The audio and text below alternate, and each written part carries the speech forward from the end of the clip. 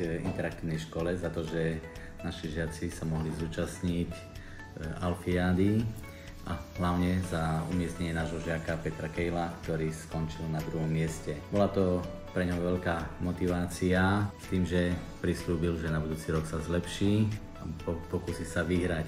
Táto súťaž pomáha žiakom pri osvojovaní si učiva a hlavne učiva, ktoré je rozširujúce, ktoré nespadá do základného a v prípade, že chýbajú na vyučovaní, tak si doplňajú takto svoje vedomosti. Tak súťaž Alfiáda je to podľa mňa veľmi super súťaž, ktorá ma motivovala k učeniu, určite mi aj veľa pomohla, pretože bolo tam aj učivo, ktoré sme ešte nepreberali a vedel som ho už aj dopredu.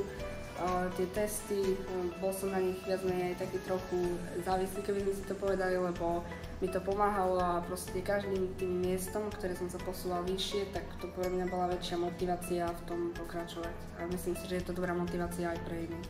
Predmety som riešil anglický jazyk, geografiu, dejepis a biológiu, kde aj sa dobre učím, takže tie boli pre mňa ľahké a išiel som jeden test za druhým.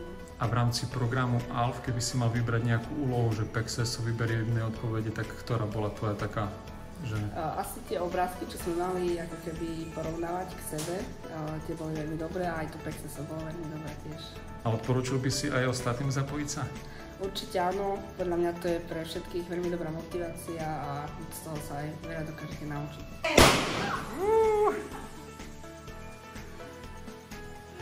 Paráda. Druhé miesto, takže naozaj rešpekt, páči sa, to je pre teba.